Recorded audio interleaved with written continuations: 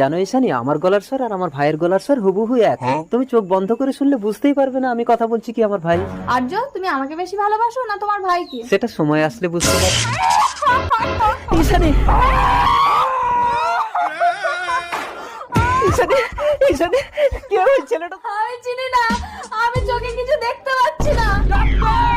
কিছুদিন পর বেরিয়েছে দেখ, আমি বিয়ে করে বউ এনেছি। কই দেখি দেখি নতুন বউয়ের মুখটা দেখি। দুই ভাইয়ের একই গলা। ও চোখে দেখে না, ভীষণ অসহায়, তাই আমি ওকে বিয়ে করেছি। কেন, তোর ওকে পছন্দ হয়নি? না না, আমার ভীষণ পছন্দ। তাহলে নতুন বউয়ের মুখ দেখে কিছু দিবি না? কি বলিস, তোর জন্য আমি আমার জীবন দিতে পারি। নতুন বউয়ের মুখ দেখে আমি আমার চোখ দুটো দান করে দেবো। তার মানে আমি দেখতে পাবো? আমি ডাক্তারের কাছে গিয়ে চোখ দান করার ব্যবস্থা করছি, তোমরা এসো। এবার আপনি আস্তে আস্তে করে চোখটা খুলুন তো। আমি তো সবকিছু দেখতে পাচ্ছি। ঈশানী, তোমাকে চোখ দান করেছে আমার দাদা। তার মানে তুমি আমাকে বিয়ে